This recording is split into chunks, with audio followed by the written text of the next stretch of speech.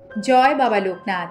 রণে বনে জলে জঙ্গলে যখনই বিপদে পড়িবে আমাকে স্মরণ করিও, আমি রক্ষা করিব।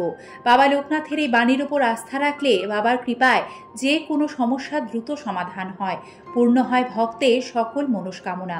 বন্ধুরা, 2025 সালে শ্রী শ্রী লোকনাথ ব্রহ্মচারী বাবার 135তম তিরোধান দিবসে বাবাকে অর্পণ করুন বিশেষ এই ফুল, ফল, ভোগ এবং উচ্চারণ করুন একটি বিশেষ মন্ত্র। বাবার কৃপায় দূর হবে সকল কষ্ট, পূর্ণ হবে মনস্কামনা, আসবে অপার সুখ সৌভাগ্য। আমরা আজকের এই পর্বে আপনাদের 2025 সালে শ্রী শ্রী লোকনাথ ব্রহ্মচারী বাবার পুজোর পূর্ণাঙ্গ সময়সূচি, পুজোর সহজ সরল নিয়ম, বাবা লোকনাথের পুজোর সকল মন্ত্রসমূহ লিখিত রূপে আপনাদের সুবিধার জন্য প্রদান করব। পর্বটি শুরু করছি, তবে মূল পর্বে প্রবেশের আগে বরাবরের মতোই সিংহরায় ডোরবেলের সনাতনী বার্তার নতুন আরও একটি পর্বে আপনাদের সকলকে স্বাগত জানিয়ে আমরা পর্বের আলোচনায় প্রবেশ করছি। আশা রাখছি সকলে ঈশ্বরের কৃপায় ভালো আছেন। বাবা লোকনাথ ভক্তদের ভরসা জুগিয়ে বলেছেন, তুমি কখনো একা নাও, আমি সর্বদা তোমার সঙ্গে আছি। এই সত্যটি কখনো ভুলে যেও না। বাবা লোকনাথের তিরোধান দিবসের বিশেষ মাহাত্ম্য রয়েছে। বন্ধুরা, বাবা লোকনাথ ব্রহ্মচারীকে শিব জ্ঞানে পুজো করা হয়। ভোলেনাথ অল্পেই সন্তুষ্ট, ঠিক একইভাবে বাবা লোকনাথও খুব অল্প উপকরণ দিয়ে পুজো করলেই সন্তুষ্ট হন। তবে তার মধ্যেও বিশেষ কয়েকটি উপকরণ রয়েছে যেগুলি বাবার তিরোধান দিবসে বাবাকে অর্পণ করে পুজো করার কথা বলা হয়। এগুলি সঠিক নিয়মে বাবাকে অর্পণ করতে পারলে বাবা দ্রুত প্রসন্ন হন, বাবার কৃপায় মনস্কামনা পূর্ণ হয়। শ্রী শ্রী লোকনাথ ব্রহ্মচারী বাবার জন্ম বাংলার 1137 সালে ভাদ্র মাসে পশ্চিমবঙ্গের বসিরহাটে 84 চাকলার অন্তর্গত কচুয়া গ্রামে। 3 সন্তানের পর মায়ের কোল আলো করেন লোকনাথ। তার বাবা রামনারায়ণ ঘোষাল। তিনি চেয়েছিলেন তার এক সন্তান ব্রহ্মচারী হোক। 11 বছর বয়সে পৈতে হয় লোকনাথ এবং তার বন্ধু বেনি মাধবের। তখন থেকেই তারা আচার্য গঙ্গোপাধ্যায় শিষ্যত্ব লাভ করেন। 1148 সালে এই আচার্য গঙ্গোপাধ্যায় তাদের নিয়ে আসেন কালীঘাটে। সেখানে শুরু হয় সাধন ভজন।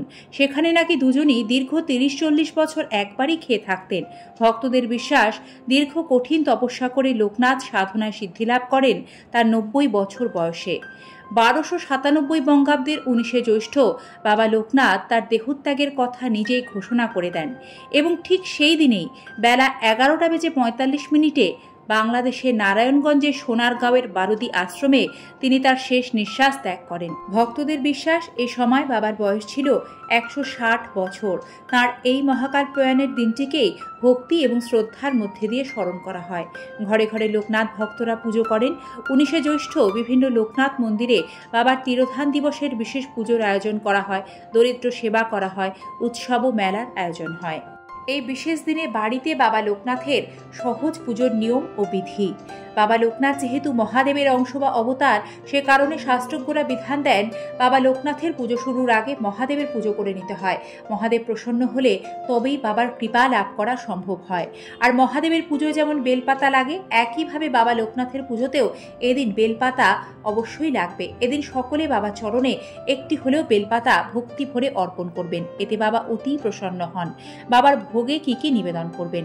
বাবা লোকনাথ ব্রহ্মচারীর পুজোর ভোগে মিছরি মূল উপকরণ, তাই তার ভোগে এদিন মিছরি অবশ্যই রাখবেন। আর্থিক সংকট থাকলে এই মিছরি পুজো শেষে প্রসাদ হিসেবে বাচ্চাদের খাইয়ে দেবেন, এতে আর্থিক সমস্যার দ্রুত সমাধান হবে বাবার কৃপায়।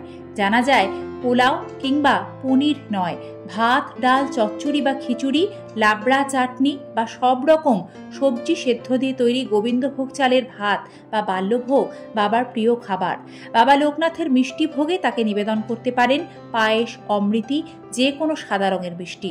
তাকে ফলও ভোগ দিতে পারেন। তার পুজোর ফল প্রসাদে অবশ্যই রাখবেন তার অতি পছন্দের তাল শাঁস এবং কালো জাম। এছাড়াও সাজিয়ে দিতে পারেন আম, লিচু সহ নানা রকম গ্রীষ্মকালীন মরশুমি ফল। কোন ফুলে পুজো দেবেন? যে কোনো সাদা ফুলে সন্তুষ্ট হন বাবা, তবে নীল শাপলা বা নীল শালুক ফুল অত্যন্ত প্রিয় ছিল বাবা লোকনাথ ব্রহ্মচারীর।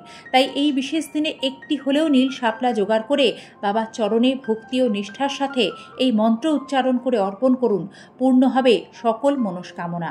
যে মন্ত্রগুলি এই দিন পুজো করার সময় আপনারা উচ্চারণ করবেন সেগুলি একে একে স্ক্রিনে প্রদান করছি লিখিত রূপে।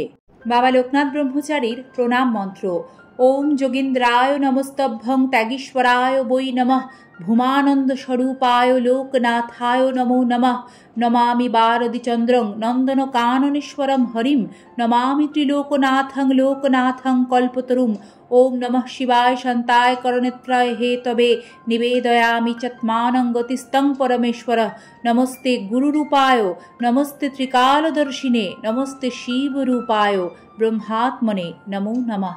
জয় বাবা লোকনাথ, জয় মা লোকনাথ, জয় শিব লোকনাথ, জয় ব্রহ্ম লোকনাথ, জয় গুরু লোকনাথ। ওং শান্তি, ওং শান্তি, ওং শান্তি। বন্ধুরা, বাবা লোকনাথ অতি অল্পেই সন্তুষ্ট।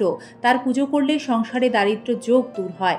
তাই শাস্ত্রজ্ঞরা বিধান দেন, বাবা লোকনাথের পুজোর পর বাবার মঙ্গল আরতি করে বাবার পুজোর প্রসাদ যত পারবেন সাধ্যমতো বিতরণ করুন। এতে বাবার বিশেষ কৃপা লাভ করবেন।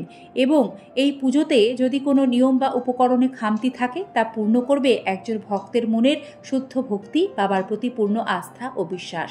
বাবার কৃপা বর্ষিত হোক সকলের উপর। আজকের পর্বটি তবে এখানেই শেষ করছি। সম্পূর্ণ পর্বটি দেখার জন্য আপনাদের আন্তরিক ধন্যবাদ জানাই। ভালো থাকবেন এবং এই ধরনের সনাতনী বার্তা, পুজো পাঠ, ব্রতকথা নিয়মিত দেখতে ও শুনতে আমাদের চ্যানেলটি সাবস্ক্রাইব করে বেল আইকন প্রেস করে রাখবেন।